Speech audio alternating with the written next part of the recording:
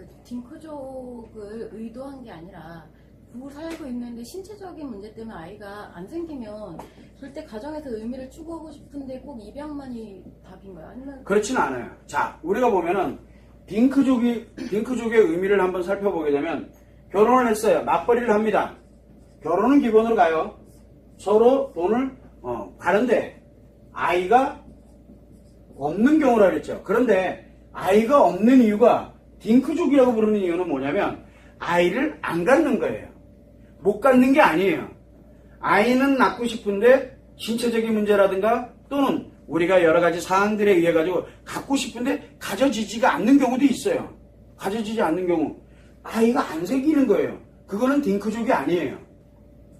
자, 그렇다 그러면은 맞벌이인데 아이가 없어. 그러면 딩크족은 아니야. 그런 경우에는. 그러면 이 사람들이 과연 행복해지려면 어떻게 가야 될 거냐? 인간으로서 맞벌이는 결국 부부잖아요. 뭘 가져가면 돼? 부부가 가치를 추구하는데 여기에 의미도 같이 함께 가져가면 돼요. 이걸 함께 만들어가면 되는 거예요. 꼭 내 아이가 있어야지만 의미가 있는 건 아니에요.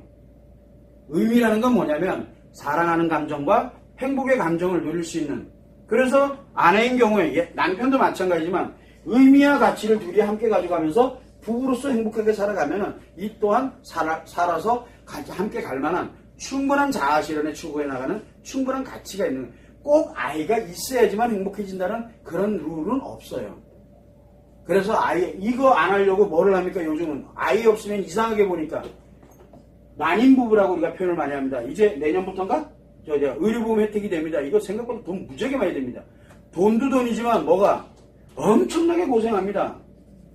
그나마 다행이죠. 난임 부부를 위해서 일단은 어쨌든 의료보험 혜택에서 경제적인 그런 부분을 많이 해소시킨 거는 맞아요. 그런데 그 과정에서 뭐가 만들어집니까? 이 부부가 이 고생을 통해 가지고요, 여자는 상처를 엄청나게 크게 입고 남자는 스트레스를 무지하게 많이 받습니다. 상처가 커지고 스트레스, 아이만 생각하면.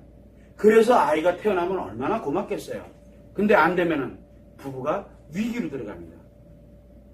그래서 뭘 가져가냐면 꼭 낳아야지만 행복한다라는 그런 사고에서는 벗어나야 돼요. 내 아이가 있어야지만 꼭 행복해진다라는 그런 거는 버려요. 그래야 아이가 많이 생겨요. 아이가. 제가 이 상담을 해가면서 가장 기쁠 때가 언제냐면 난임 부부들이 가끔 옵니다. 상담을. 이것 때문에 진짜 고생 많이 해요. 몇 년간을 이거 고생해서 이제 부부가 거의 파괴돼서 더 이상 이제 아내만 보면은 자기 남편이 그래. 아내만 보면 자기가 죽을 것 같다 그래요. 더 이상은 나 때문에 얘 힘든 거 싫대요. 또 아내는 울기만 해요. 계속요. 울기만 해요. 계속. 그 부부는 더 이상 부부가 아니에요. 그런 부부들이 와서 상담을 통해서 편안하고 행복해지고 가서 하하 웃으면서 정말 부부다운 부부로 회복이 될 때 딸까닥 임신이 돼버리는 거예요. 그래서 나중에 그 아이가 태어났다고 문자 올 때가 가장 행복해요. 이 일을 하면서. 근데 그 사람들에게 내가 딱 해준 건 없어요. 근데 뭐만 해줬을 것 같아요? 편안한 거예요.